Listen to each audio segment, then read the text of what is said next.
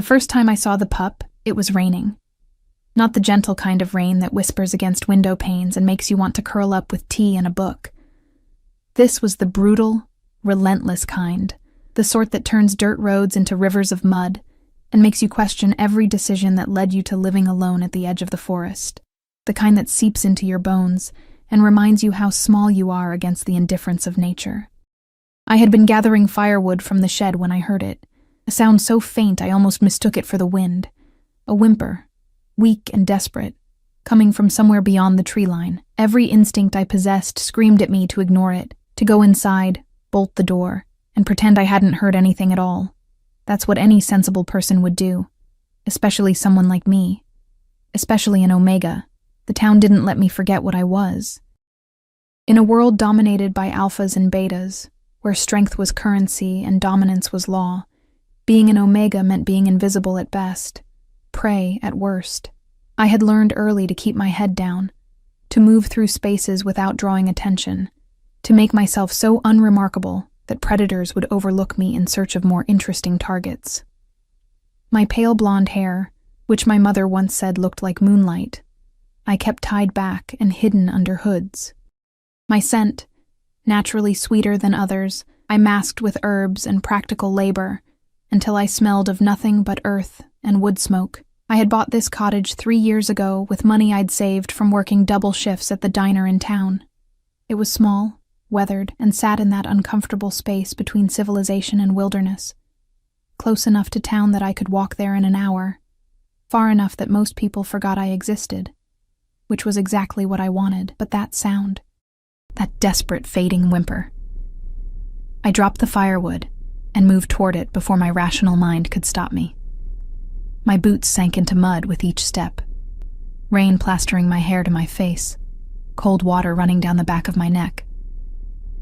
The forest loomed ahead, dark and ancient, its trees twisted into shapes that seemed almost deliberate in their menace. Everyone knew you didn't go into these woods.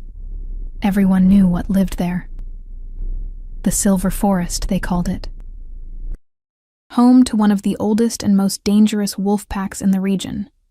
Shifters who answered to no human authority, who lived by laws older than civilization, who could kill you with less effort than it took to breathe. The town existed in an uneasy truce with them. We stayed out of their territory, they didn't hunt us. Simple, clean, survival. And I was about to break that boundary. I found the pup wedged beneath a fallen log, so covered in mud and rain that I almost didn't see it. At first I thought it might be a regular wolf, but even in the dim light, I could see the telltale signs, the unusual size, the intelligence in those amber eyes, the way it watched me with something too human to be entirely animal. A shifter pup, injured, alone, and dying. "Oh no," I whispered, dropping to my knees beside it. "What happened to you?" The pup whined, trying to pull itself toward me and failing. Its back leg was bent at an unnatural angle, and there were scratches along its side, deep ones that would need attention soon, or infection would set in. It couldn't have been more than a few months old in shifter terms, maybe equivalent to a human 6 or 7-year-old. Every survival instinct I possessed screamed warnings. Touching a shifter pup was dangerous. Its pack would be looking for it. They would track it here. They would find me. And when they did, they wouldn't care that I was trying to help. They would only see a human who had touched one of their own, and they would respond with all the brutal efficiency their kind was known for. But looking into those amber eyes, watching this small creature struggle for breath, I couldn't walk away.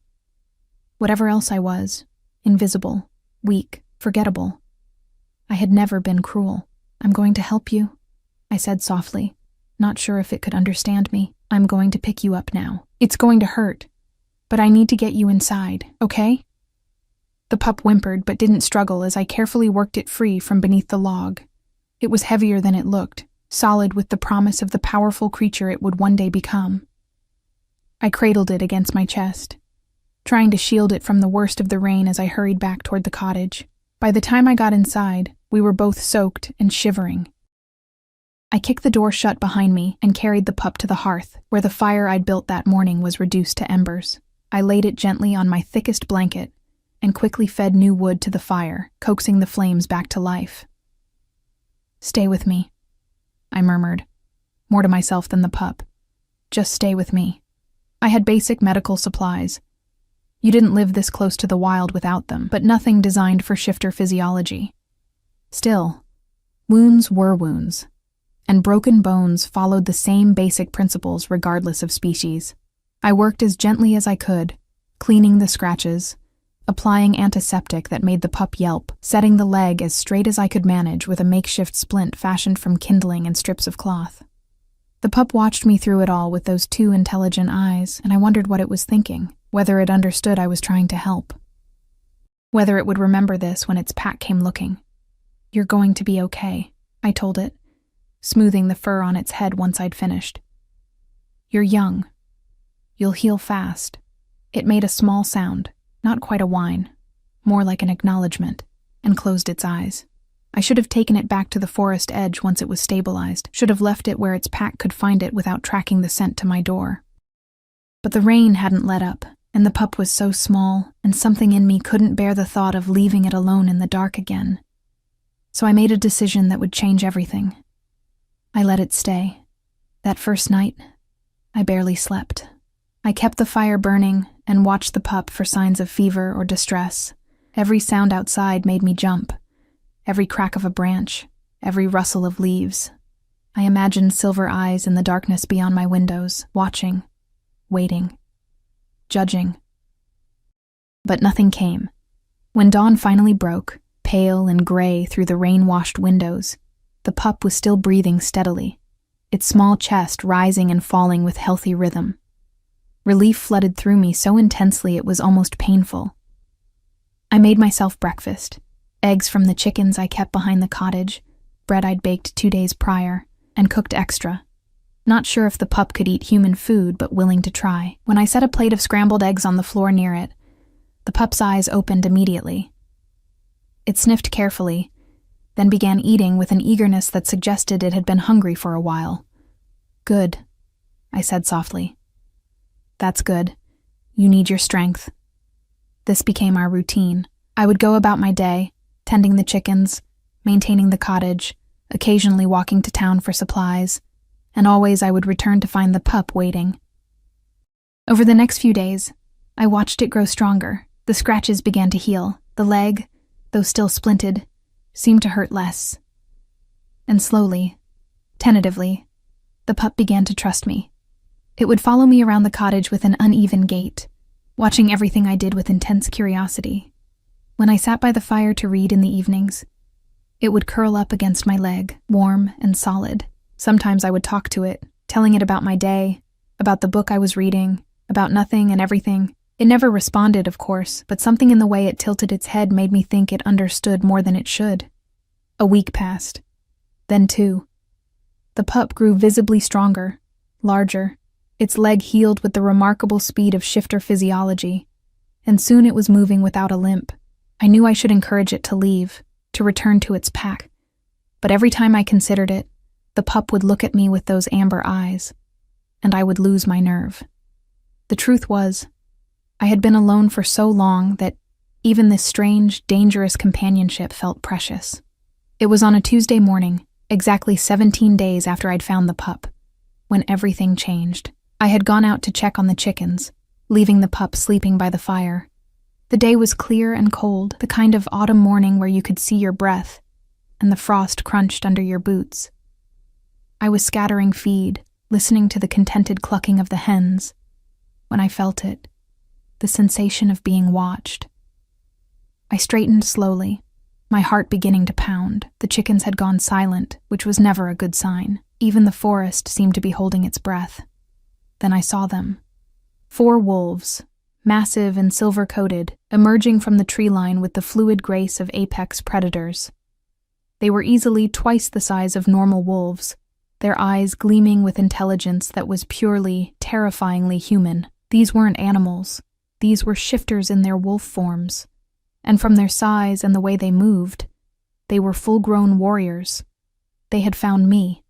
The feed bucket slipped from my numb fingers, scattering grain across the frozen ground. I couldn't move, couldn't breathe. All I could do was watch as they approached. 4 silver shadows that seemed to absorb all the light around them. They stopped at the edge of my property, maybe 30 feet away, close enough that I could see the steam of their breath in the cold air. Close enough that if they wanted to close the distance, I wouldn't be able to stop them. For a long moment, nobody moved. Then the largest of the 4, a wolf so pale its coat seemed to shimmer like starlight, took one deliberate step forward. And behind me, from inside the cottage, I heard a familiar sound, the joyful bark of a pup who had just spotted something wonderful. The door to my cottage burst open before I could even turn around. The pup came barreling out, no longer limping, no longer weak, just pure, unbridled joy in wolf form as it raced past me toward the 4 silver wolves. I watched, frozen in place, as the small gray bundle launched itself at the largest wolf with complete abandon, yipping and rolling and radiating happiness so pure it made my chest ache. The massive pale wolf lowered its head, and for a heartbeat, I thought I was about to witness something terrible. But instead, it nuzzled the pup gently, a rumbling sound emanating from its chest that might have been relief. The other 3 wolves moved closer, surrounding the pup, sniffing it carefully, making their own sounds of what I could only interpret as concern and affection. They were a family. Of course they were. And I had kept their child from them for more than 2 weeks. My legs felt weak. This was it then. This was how it ended. I had helped their pup, yes, but I had also kept it, touched it, interfered with pack business in ways that probably violated a dozen laws I didn't even know existed. The best I could hope for was that they would make it quick. The pale wolf's head snapped up, its eyes, a startling shade of blue-gray even in wolf form, locking onto me with an intensity that made me want to disappear. It moved forward, leaving the pup with the others, and every muscle in my body screamed at me to run, but there was nowhere to go, no point in running. Wolves were faster, stronger, and I had never been anything but human. I stood my ground because I had no other choice. The wolf stopped directly in front of me, so close I could feel the heat radiating from its body. It was enormous up close. Its shoulder would easily reach my chest. One paw was the size of my hand. It could kill me without effort, without thought. But it didn't. Instead, it lowered its head and pressed its nose against my trembling fingers. The gesture was so unexpected, so gentle that I gasped. The wolf held there for a moment, breathing in my scent, then made a sound low in its throat. Not threatening, but almost grateful. When it pulled back, those blue-gray eyes held something I couldn't quite name. Then, in a ripple of power that made the air shimmer, it shifted. I had never seen a shifter transform before. The town had strict rules about shifting in public spaces, and I had always kept my distance from their kind. But there was no looking away from this. The wolf's form seemed to blur and reshape, fur receding, bones restructuring, until a man stood before me. He was tall, broad-shouldered, with the kind of presence that commanded attention without effort. His hair was the same pale silver as his wolf coat, falling to his shoulders in waves that caught the morning light. Sharp features, strong jaw, and those same piercing blue-gray eyes that seemed to see straight through me. He wore simple dark clothes that had appeared with the shift, some kind of magic I didn't understand and didn't question, but what struck me most was his expression. Not anger, not threat. Something softer, more complex. "You saved him," he said, his voice deep and rough, like gravel and silk combined. It wasn't a question. I managed a nod, not trusting my voice. "He's my brother's son," the man continued, glancing back at where the pup was now playing with the other wolves, all of whom had maintained their animal forms. "He wandered off during a hunt 3 weeks ago. We've been searching ever since. 3 weeks. The pup had been alone in the forest for nearly a week before I found it. He was hurt," I finally managed to say, my voice smaller than I wanted. "His leg was broken. I couldn't just leave him." Something flickered across the man's face. Surprise, perhaps, or reassessment. He studied me for a long moment, and I fought the urge to look away. To submit. That's what Omegas did, wasn't it? We lowered our eyes, made ourselves smaller, survived by not challenging those above us. But something stubborn in me refused. If I was going to face judgment for helping an injured child, I would at least do it with my head up. "What's your name?" he asked. "Emma," I said. "Emma Whitfield. Emma." He said it like he was tasting the syllables, committing them to memory. "I'm Dante Silvermane, Alpha of the Silver Forest Pack." He paused, then added, "You live here alone?" I nodded again, unsure where this was going. No family? No mate? No. Another long look, this one more assessing. I couldn't read what he was thinking, and that scared me more than open hostility would have. At least with anger. "You knew where you stood. You fed him," Dante said finally. "Sheltered him. Healed him." "Yes." "Why?" The question caught me off guard, because he needed help, because he was hurt and alone, and I trailed off, not sure how to explain the instinct that had driven me into the forest that night. The inability to walk away from suffering even when my own survival depended on it. Dante's expression shifted into something I couldn't quite read. Behind him, one of the other wolves made a questioning sound. He turned and responded in a language that wasn't quite words, a series of sounds and gestures that clearly communicated meaning to them, but remained foreign to me. The wolf dipped its head in acknowledgement. When Dante looked back at me, there was a decision in his eyes. "My pack owes you a debt," he said formally. "You saved one of our own at great risk to yourself. That will not be forgotten." I blinked. I don't want anything. I was just... Nevertheless. His tone left no room for argument. "You will be under pack protection from this day forward. No wolf in this territory will harm you. No shifter will threaten you. You have my word as Alpha. Pack protection." I had heard of such things, rare arrangements where shifters extended their safeguarding to humans who had earned their respect or trust. It was almost unheard of for an Omega to receive such a guarantee. "I don't know what to say," I admitted. "Say you'll accept it." There was something in the way he looked at me, an intensity that made my skin prickle with awareness. Not threat, exactly, but something equally unsettling, like he was seeing me, truly seeing me, in a way most people never bothered to.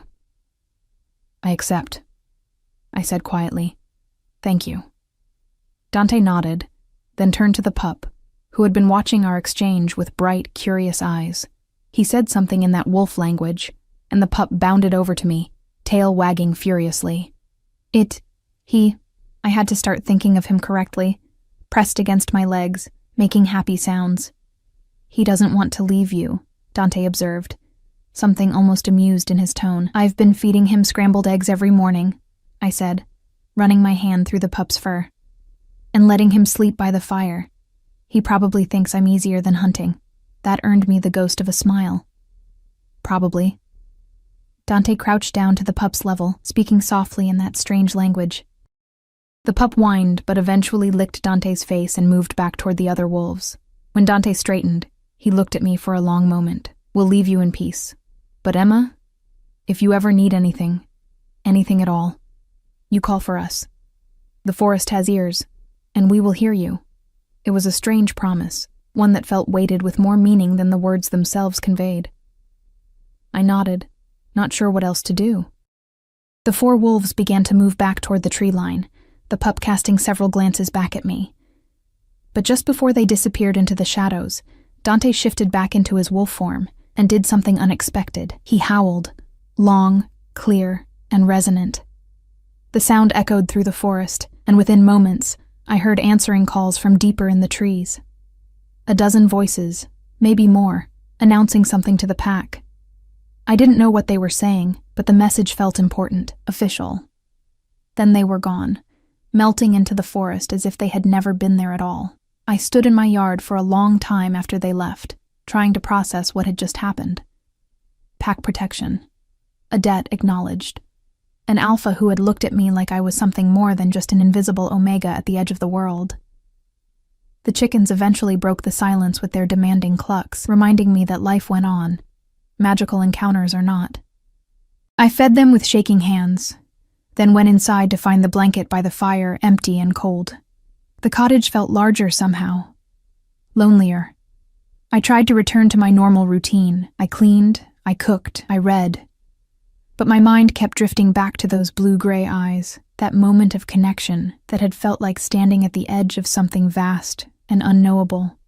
3 days passed quietly. I went to town once for supplies, and noticed immediately that something had changed. People looked at me differently, not with the usual dismissal or casual disregard, but with a new awareness.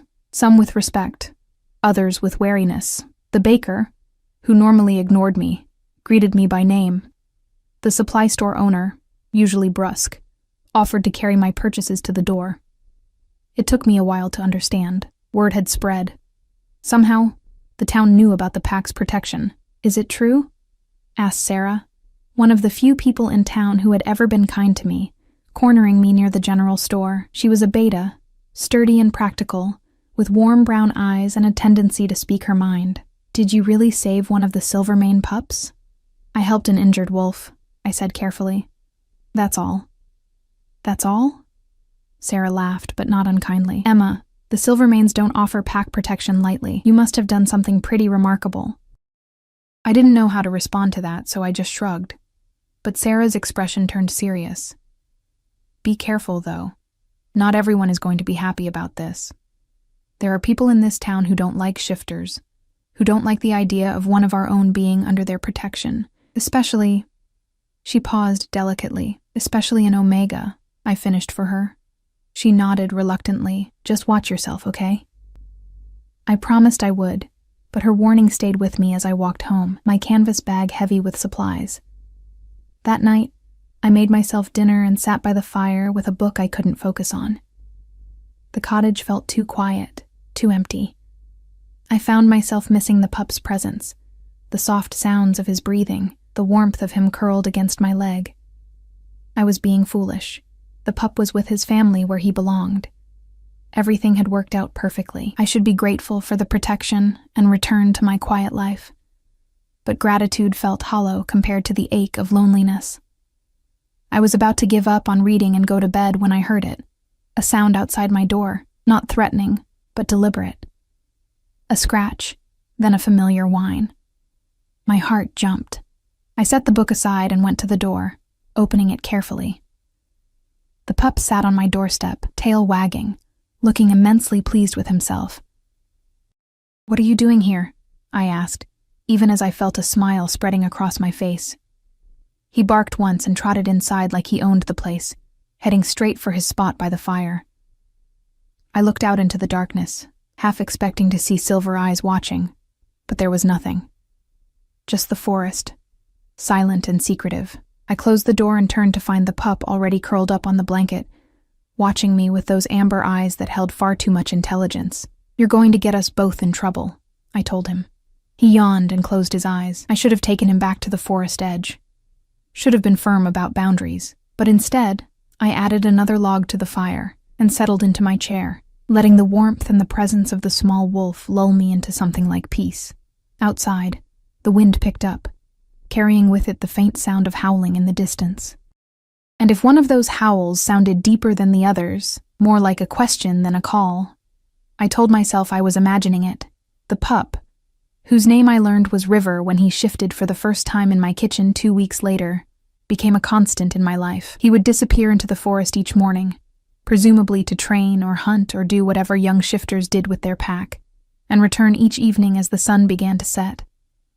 Always to my door, always with that same eager energy, like coming back to me was the best part of his day. I tried not to let it mean too much, tried not to let myself grow too attached, but it was impossible not to care for him, especially after that first shift. It had happened on a Tuesday morning. I was making breakfast when I heard bones cracking, a sound that made my blood run cold until I realized what was happening. The pup's form blurred and reshaped, and suddenly a young boy stood in my kitchen, maybe 7 years old in human terms, with silver blonde hair and those same amber eyes. "Emma," he had said, his voice high and excited. "I did it! Uncle Dante said I was close, but I did it." I had dropped the spatula. "River?" He nodded enthusiastically, then promptly lost control and shifted back into a wolf, landing in a tumble of paws and tail. But he had been so proud, and I couldn't help but laugh and congratulate him. scrambling eggs for a boy instead of a pup that morning. After that, he shifted more often, though he still preferred his wolf form. He talked constantly when he was human, about his pack, his training, his Uncle Dante who was teaching him to hunt, his mother who worried too much, his father who was one of Dante's warriors. Through River's chatter, I learned more about the Silvermane pack than I had ever known. They were old, one of the original packs that had existed long before humans built their towns and roads. They lived by ancient laws, valued loyalty above all else, and were led by Dante with what River described as firm but fair authority. Uncle Dante is the strongest, River told me one evening, helping me gather eggs from the chickens in his human form. He was getting better at maintaining it for longer periods. Nobody challenges him anymore. He's been alpha for 8 years since his father passed. He seems very dedicated to the pack, I said neutrally, trying not to think too much about the way Dante's eyes had held mine that morning weeks ago. He is, River agreed. But he's lonely too. Mom says he needs a mate, but Uncle Dante says he hasn't found the right one. He paused, giving me a look that was far too knowing for a child. He asks about you sometimes, my hand stilled on the egg I was collecting. He does? Mm-hmm. Wants to know if you're okay, if you need anything, if anyone's been bothering you. River grinned. I think he likes you. River, that's not... Your uncle is just being responsible. The pack protection, remember? But River just hummed in a way that suggested he knew something I didn't, and changed the subject to ask if we could make cookies. I told myself the flutter in my chest meant nothing, that an alpha like Dante Silvermane wouldn't be interested in someone like me. That River was just a child reading too much into adult behavior. But sometimes, late at night when the cottage was quiet and River was asleep by the fire, I would let myself remember the way Dante had looked at me, the gentleness in his touch, the way he had said my name like it was something worth remembering. It was dangerous to hope. I had learned that lesson young. Hope was for people who had the strength to fight for what they wanted, and I had never been that person. Still, I couldn't quite kill the small, stubborn spark of it.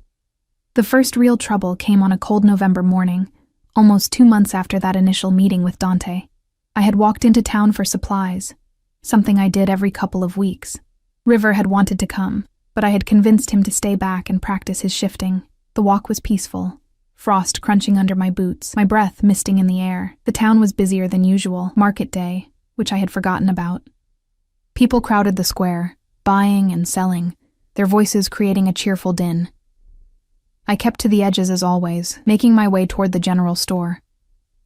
That's when I heard the voice. Well, if it isn't the wolf lover. I turned to find Marcus Brennan, leaning against the wall of the butcher shop. He was tall, broad, with the kind of casual cruelty that came from never facing real consequences. An alpha from one of the human families that resented shifter presence in the region. We had never spoken directly, but I knew his reputation. I'm just here for supplies, I said quietly, trying to move past him. He shifted to block my path. Heard you've got yourself some special protection now. Silvermane's pack watching over you. The way he said it made it sound dirty, shameful. Must be nice, being a pet to the wolves. Heat crept up my neck, but I kept my voice steady. Excuse me. What did you do to earn it, Marcus continued. And now others were starting to notice, a small crowd gathering. An Omega like you, living alone out there, must get lonely. Is that it? You spreading your legs for the pack alpha? The words hit like a physical blow. Around us, people were staring. Some uncomfortable, others interested in the drama. No one stepped in. No one told Marcus to stop, because I was an Omega, and he was an Alpha, and this was the way the world worked.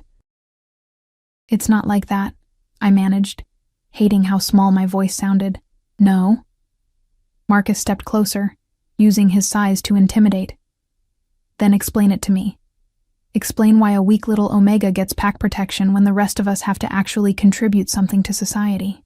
My hands were shaking. I wanted to defend myself, to throw his cruelty back in his face, but the words wouldn't come. They never did. I had spent so long making myself invisible that I didn't know how to be seen, let alone how to fight back. That's enough. The new voice cut through the tension like a blade. Sarah pushed through the crowd, her expression fierce. Back off, Marcus. She hasn't done anything to you. Stay out of this, Beta, Marcus sneered. This doesn't concern you. It does when you're harassing someone in the middle of town. Sarah positioned herself between us. Emma, go get your supplies. I'll handle this. I wanted to stay, to not need rescuing. But the crowd was pressing in and Marcus's hostility was palpable, and I could feel panic starting to claw at my throat. So I fled, hating myself for it, moving quickly through the store and gathering what I needed with shaking hands. By the time I emerged, Sarah had dispersed the crowd and Marcus was gone. She walked me to the edge of town, her presence solid and reassuring. Thank you, I said quietly. Don't thank me. That was hard to watch. Sarah sighed. Marcus has always been an ass, but he's getting worse. Ever since the pack extended protection to you, some of the more traditional humans have been stirring up trouble. They don't like shifters having influence over town affairs. I never asked for this, I said. I just helped an injured child, I know. But you've become a symbol now, whether you wanted to or not. She paused. Has anyone from the pack checked on you lately? Besides River, I mean. I shook my head. Why would they? Because Marcus isn't going to stop. Men like him don't back down, they escalate. And pack protection only works if the pack knows you need protecting. Her words followed me home, settling like stones in my stomach. I didn't want to call on the Silvermanes for help. Didn't want to be more of a burden than I already was. The protection had been a gift, not an invitation to constantly demand their intervention. River noticed my mood immediately when he returned that evening. What's wrong? He asked, shifting to his human form and studying my face with concern beyond his years. Nothing, I lied, just a long day. But River was perceptive, and he was pack. He could probably smell the fear and humiliation still clinging to me. His expression darkened. Someone hurt you. River, it's fine. Who was it? I hesitated, but there was no point lying. He would find out anyway. A man named Marcus Brennan. He just said some unkind things. It's not worth... River was already moving toward the door. River, wait. I caught his arm. Don't, please. It will only make things worse. He can't talk to you like that, River said, his young face set in stubborn lines that reminded me eerily of Dante. You're under pack protection. That means something. I know, but I'm telling Uncle Dante. Before I could stop him, River shifted and bolted out the door, disappearing into the darkening forest. I stood in the doorway, watching him go, and wondered what I had just set in motion. The answer came faster than I expected. I was banking the fire for the night when I heard them. Footsteps approaching the cottage. Multiple sets. My heart began to race, but when I opened the door, it wasn't Marcus or his friends. It was Dante, accompanied by two other wolves in human form. One was a woman with silver-streaked dark hair and sharp green eyes. The other was a man who looked enough like River to obviously be his father. Emma, Dante said, his voice carrying an edge I hadn't heard before. We need to talk. I stepped aside to let them in, suddenly very aware of how small my cottage was, how humble my life must seem to them.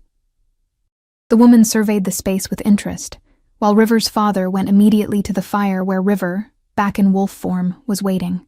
Dante's eyes swept over me, assessing. River told us what happened in town. It wasn't...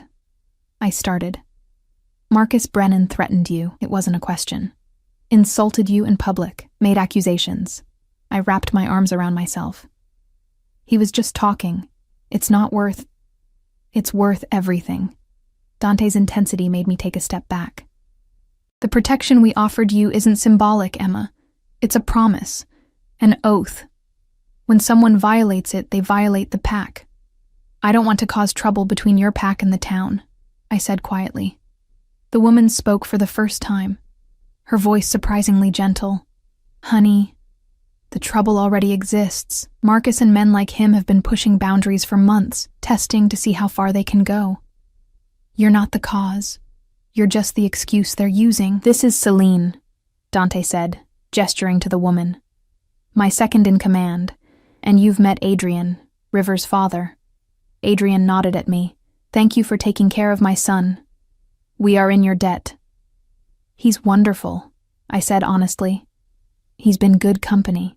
He talks about you constantly, Adrian said with a slight smile. Emma this, Emma that. My mate was starting to get jealous. Despite everything, I felt myself relax slightly. These weren't monsters or threats. They were people. Unusual people. Powerful people. But people nonetheless. Dante moved closer, and I had to tilt my head back to meet his eyes. Marcus won't bother you again, he said, his voice low and certain. I'll make sure of it. But Emma, I need you to understand something. If anyone threatens you or makes you feel unsafe, you don't hesitate. You call for us immediately. Can you do that? I don't want to be a burden, I whispered. Something flickered in his expression. Frustration, maybe, or concern. You're not a burden. You're... He paused, seeming to choose his words carefully. You're important. To River, certainly, but also to the pack. What you did, saving him, protecting him, it matters. And that means we protect you in return. Not out of obligation, but because we want to. The way he was looking at me made my breath catch. There was something in his eyes, something that echoed the flutter in my chest. The hope I kept trying to extinguish. Okay, I said softly. I'll call if I need help. Dante held my gaze a moment longer, then nodded. Good. He glanced at Selene and Adrian. We should go. It's late. But as they moved toward the door, Selena paused beside me. He means it, you know, she said quietly enough that only I could hear. The protection, the concern, all of it. Dante doesn't do anything halfway. Before I could ask what she meant, she was gone, following the others into the night. River shifted back to human form once they left. See? I told you Uncle Dante cares. River, go to sleep, I said, but there was no heat in it. He grinned and curled up by the fire, shifting back to wolf form with the ease of increasing practice.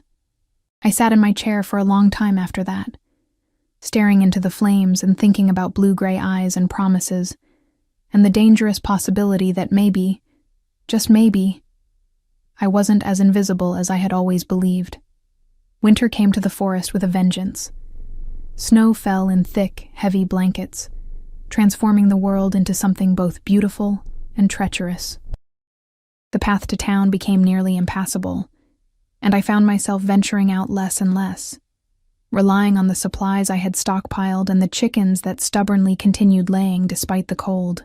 River still came every evening, though now he often arrived covered in snow, shaking it off in great clouds of white before settling by the fire. He was growing. Not just physically, though that too, but in confidence and skill. His shifts were smoother now, more controlled, and he could maintain his human form for hours without strain. Uncle Dante says I'm progressing faster than most pups my age, he told me proudly one evening, helping me prepare dinner in his human form. He thinks it's because I feel safe here, safe with you. The words warmed something deep in my chest. I'm glad you feel that way. Don't you feel safe with us? River asked, his amber eyes curious. I paused, considering the question. I do, I admitted, more than I ever expected to. It was true. In the months since that rainy night when I'd found River broken and alone, my entire world had shifted. The pack's protection had changed how I moved through the world. I no longer felt like prey waiting to be noticed. And more than that, I had found something I hadn't realized I was missing. Connection. Purpose. A reason to wake up each morning that went beyond simple survival. But there was still one connection I didn't know how to name, one presence that haunted my thoughts more than I wanted to admit. Dante had visited twice more since that night with Selene and Adrian. Once to bring me firewood when he noticed my supply was running low, appearing at my door with several logs balanced easily on his broad shoulders.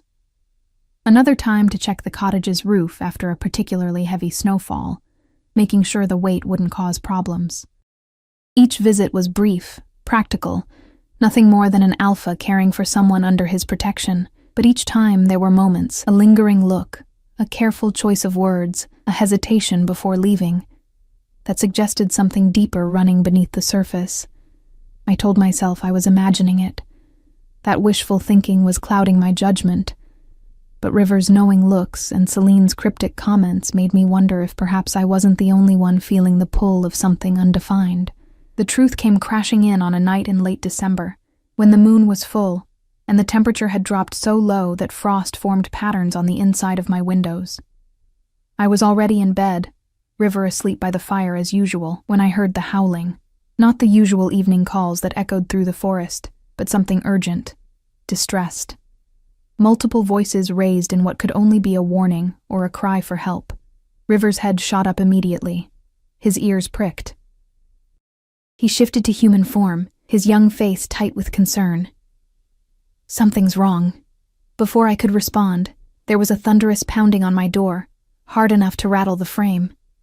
River moved to answer it, but I placed a hand on his shoulder. "Stay behind me." The look he gave me was almost amused despite the tension. "Emma, I'm a wolf. And I'm the adult here," I said firmly, moving to the door. When I opened it, Adrian stood there in human form, breathing hard, his clothes torn and stained. Blood ran from a cut above his eye, and he was favoring his left side. "Adrian!" I pulled him inside immediately. "What happened?" "Hunters," he said through gritted teeth. "A group from the Eastern Territories. They crossed into our lands tonight, set traps. We didn't know until—" He broke off, pain flashing across his face. "Several of our pack are injured. Dante sent me to make sure River was safe." "Dad." River moved to his father's side, his hands hovering uncertainly. "Are you okay?" "I'm fine, son. Just a few scratches." But the way Adrian leaned against the wall suggested otherwise. "I need to get back. The Alpha needs every warrior. You're not going anywhere in that condition," I said firmly, already moving to gather my medical supplies. "Sit down. River, get me clean water and cloth." Adrian started to protest, but another wave of pain made him reconsider. He sank into my chair with a grimace. "I shouldn't be here. The pack has Dante and Celine and every other warrior. What they don't need is you going back into a fight when you can barely stand." I knelt beside him, examining the injuries. The cut on his head was superficial, but his ribs were another matter. "This might be broken." "Just bruised," Adrian insisted, but he winced when I pressed gently on his side. River brought the water, his face pale. "Is Uncle Dante okay?" "He's handling it," Adrian assured him, though his expression was grim. "He always does." I worked quickly, cleaning the wounds, wrapping his ribs as tightly as I dared. Adrian was stoic through it all, though I could see the pain in the tight lines around his mouth. River hovered nearby, looking younger than his years, scared in a way I'd never seen him. "The hunters," I said as I worked. "Will they come here?" Adrian's eyes met mine. "Not if they value their lives. This is pack territory. They knew that when they crossed the border." He paused. "But Dante wanted me to check on you anyway. You're isolated out here. If anything went wrong." He didn't finish the sentence, but he didn't need to. I understood the implication. In a conflict between shifters and hunters, a human caught in the middle, especially an Omega, would be vulnerable in ways that had nothing to do with pack politics. "We'll be fine," I said with more confidence than I felt. "The cottage is sturdy, and I have supplies. We can wait it out." But even as I said it, the howling outside intensified. River's head whipped toward the door, his body tensing. "Something's happening." Adrian tried to stand, but his injured ribs made him gasp. "I have to get back." The door burst open before any of us could react. Dante stood in the doorway, his human form covered in snow, and something darker. His eyes swept the room, landing first on Adrian with visible relief, then on River, and finally on me.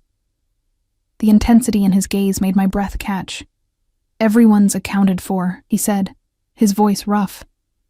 "The hunters have been driven off, 3 of ours wounded, none seriously." His attention shifted back to me. "You're not hurt?" "I'm fine," I said. Adrian came to check on River. Dante nodded, moving into the cottage and closing the door behind him. He was larger than life in the small space, bringing with him the scent of winter and forest, and something wild that made my pulse quicken. "Adrian, you should be resting." "Emma's been taking care of him," River said quickly. She fixed his ribs. Dante's gaze returned to me. something soft entering his expression. Of course she did. He moved closer, and I realized he was bleeding too, a cut on his arm, claw marks across his shoulder. "Emma, sit down," I said before he could finish. "Let me look at those. They're nothing. Sit down." For a moment I thought he might argue. An alpha didn't take orders, especially not from an omega. But after a beat, a small smile tugged at the corner of his mouth, and he settled onto the floor near the fire, giving me access to his injuries. My hands trembled slightly as I cleaned the cuts. Being this close to him, touching his skin, feeling the heat radiating from his body, it was overwhelming in ways I couldn't name. I was acutely aware of River and Adrian watching, of the intimacy of this moment, of how domestic it all felt. "You're shaking," Dante said softly, his voice pitched low enough that only I could hear. "It's cold," I lied. "Emma." The way he said my name made me look up, meeting his eyes. The intensity there stole my breath. "Are you afraid of me?" "No," I whispered, realizing it was true. I wasn't afraid of him. I was afraid of what I felt when I was near him, of the hope that kept blooming, despite all my efforts to contain it. Something shifted in his expression. Relief, maybe, or determination. His hand came up, his fingers gently brushing against my wrist where I was holding the cloth. The touch was electric, sending awareness skittering up my arm. "Good," he said quietly. "Because I would never hurt you. Never." The moment stretched between us, heavy with things unsaid. River cleared his throat pointedly, and I jerked back, heat flooding my face. "Right," I said, my voice not quite steady. "You're all set. The cuts are clean. They should heal quickly with your abilities." Dante stood slowly, his eyes never leaving my face. "Thank you." Adrian pushed himself up with a grunt. "We should go. Let Emma get some rest." But Dante hesitated. "I don't like leaving you alone out here. Not tonight. Not with hunters in the area." "I'll be fine," I said. "I have River, and—" "River comes with us," Adrian interrupted gently. "His mother will be worried." River started to protest, but one look from his father silenced him. He shifted to wolf form reluctantly, moving to stand by Adrian, which left me alone in the cottage. At night, with hunters potentially still in the area, Dante's jaw tightened. "I'm staying." "What?" "I'm staying," he repeated, his tone leaving no room for argument. "I'll sleep by the door in wolf form. You won't even know I'm here. But I'm not leaving you unprotected." My heart hammered against my ribs. "Dante, you don't have to." "I know I don't have to." He stepped closer, and suddenly the cottage felt even smaller. "I want to. Let me do this, Emma. Please." The please undid me. An alpha, asking permission, looking at me like my answer actually mattered. "Okay." Relief washed over his features. He turned to Adrian and River. "Get back to the pack. Tell Celine everything's secure here. I'll return at dawn." Adrian nodded, something knowing in his expression. "Of course, Alpha." They left, River casting one last gleeful look at me that suggested he knew exactly what was happening, even if I didn't. The door closed behind them, and suddenly I was alone with Dante, in a way I had never been before. The silence stretched between us, charged and expectant. "I should let you rest," Dante said finally. "It's late." "Yes," I agreed, but neither of us moved. "Emma." He took a breath. "There's something I need to tell you. Something I've been trying to say for weeks now." My pulse raced. "What is it?" But before he could answer, another howl split the night, this one closer, more urgent. Dante's head snapped toward the door, his entire body going on alert. "Stay inside," he commanded, already moving. "Lock the door behind me. Don't open it for anyone but me." "Dante, wait!" But he was already gone, shifting mid-stride into his massive wolf form and disappearing into the snowy darkness. I stood frozen for a moment, my heart pounding, before moving to secure the door. Through the window I could see shapes moving in the forest, wolves running, voices calling. Whatever was happening, it wasn't over. I waited by the fire, unable to sleep, watching the door and praying that when it opened again, Dante would be the one standing there. Dawn came slowly, painting the snow-covered world in shades of pink and gold. I hadn't slept. I had spent the entire night by the window, wrapped in a blanket, watching the forest for any sign of movement. The howling had eventually stopped, replaced by an eerie silence that was somehow worse. My imagination filled that silence with terrible possibilities. Dante injured, Dante captured, Dante gone. When the knock finally came at my door, gentle and deliberate, I nearly tripped over myself getting to it. Dante stood on my doorstep in human form, exhausted but whole. Relief hit me so hard my knees went weak. "You're okay," I breathed. "I'm okay." He stepped inside, bringing the cold with him. "I'm sorry I was gone so long. The situation was more complicated than we thought." I closed the door and turned to face him, really looking at him now. He was tired. Deep exhaustion etched into every line of his face, but there was something else there too, something determined. What happened? The hunters weren't just random trespassers. They were hired by someone who wanted to test our defenses, see how we'd respond to a threat. Dante moved to the fire, holding his hands out to the warmth. "We tracked them to the border and made it very clear that any future incursions would be met with less mercy." "Are they gone?" "Yes. And they won't be back." He turned to look at me, his blue-gray eyes intense in the firelight. "But that's not what I came back to talk about." My heart began to race. "No?" "No." He took a step toward me, then another, until we were standing close enough that I had to tilt my head back to meet his gaze. "Last night, before I left, I was trying to tell you something. I need to say it now, before I lose my nerve again. Dante. I'm drawn to you, Emma." The words came out rough, honest. "I have been since the moment I saw you standing in your yard, terrified but refusing to back down. Since you looked at me like I was something more than just a predator. Since you saved River without thought for your own safety." I couldn't breathe, couldn't think, could only stare at him as he continued. "I've spent 8 years as Alpha, focused entirely on the pack, on duty, on responsibility. I convinced myself that was enough, that I didn't need anything else." His hand came up, his fingers gently brushing against my cheek. "And then you appeared. This small, brave woman who sees past everything I am to who I am, and suddenly nothing else feels like enough anymore." "I'm an Omega," I whispered, falling back on the one truth that had defined my entire life. "I'm weak. You're the strongest person I know." His voice was fierce. "Do you understand that? You live alone at the edge of the wild. You face down prejudice and cruelty every day and still choose kindness. You saved my nephew when you could have walked away. You stood up to Marcus Brennan even though you were terrified. You patched up my warriors without hesitation." His thumb traced along my jaw. "That's not weakness, Emma. That's courage in its purest form." Tears pricked at my eyes. No one had ever spoken to me like this. No one had ever seen me this way. "I don't know how to be what you need," I admitted. "You already are." Dante leaned closer, his forehead nearly touching mine. "The question is, do you want this? Because if you don't, I'll walk away right now. I'll maintain the pack protection. I'll make sure you're safe, but I won't push for more. But if you do..." He paused, his breath warm against my skin. "If you do, I'm yours. Completely." The choice stretched no reservations.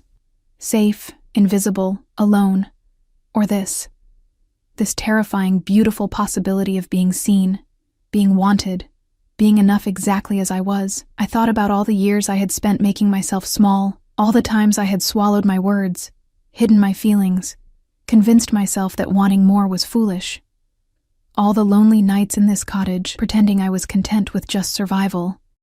And I thought about River's laughter, Celine's knowing smiles, Adrian's gratitude, the way the pack had folded me into their protection without hesitation. The way Dante looked at me like I was something precious. Maybe I had been wrong about what strength looked like. Maybe it wasn't about dominance or power. Maybe it was about choosing hope even when fear screamed louder. About reaching for connection, even when rejection seemed certain. Maybe being brave meant letting myself be loved.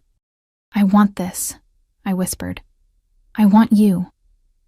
The smile that spread across Dante's face was like sunrise breaking through storm clouds. Thank God. he murmured, and then his lips were on mine.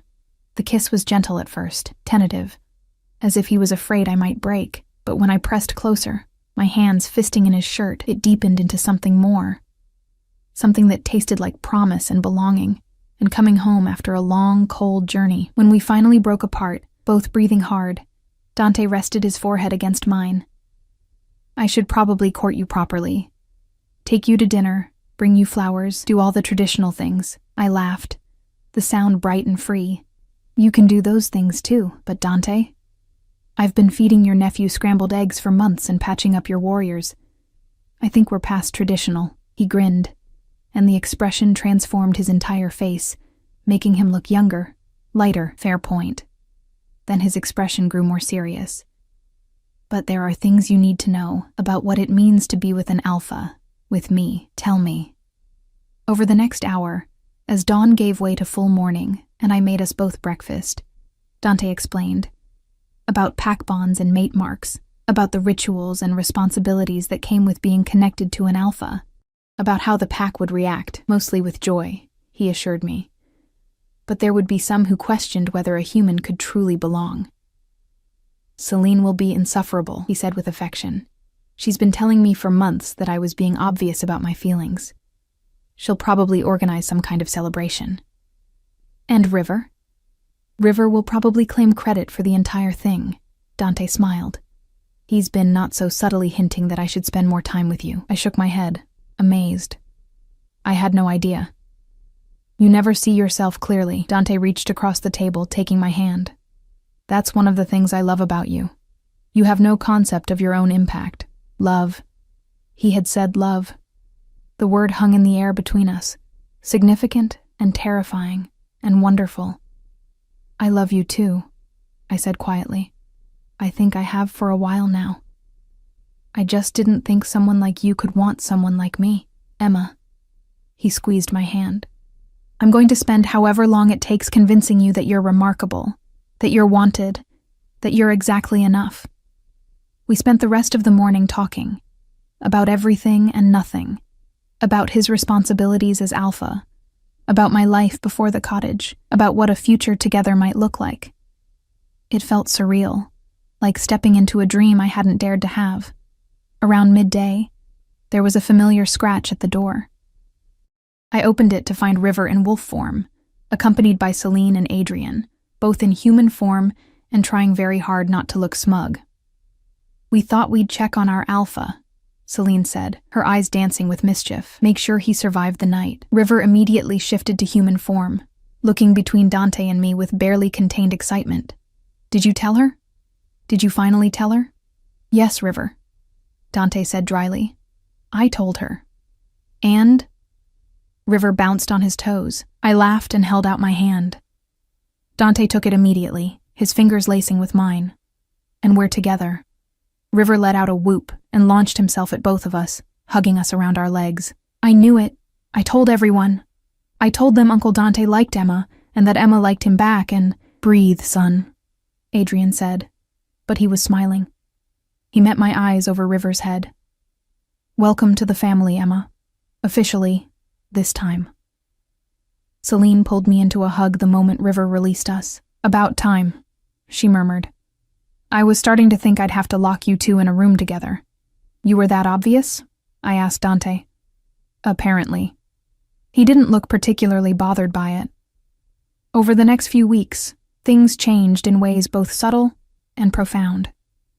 Dante visited daily, sometimes staying for hours, sometimes just stopping by to check on me between alpha duties. River continued his evening visits, but now he came with stories about how the pack was preparing for a formal bonding ceremony, something that would officially recognize me as Dante's mate and fold me into the pack structure. You don't have to do the ceremony if you don't want to, Dante assured me one evening as we sat by the fire. What matters is us, the rest is just tradition. But I wanted the tradition. I wanted the ritual and the recognition and the sense of belonging that came with it.